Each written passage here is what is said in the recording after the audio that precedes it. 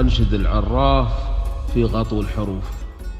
ليه تعرف البير وغطاته عليه، عن هنوف ما تشابهها هنوف، ولا لها في كل خلق الله شبيه.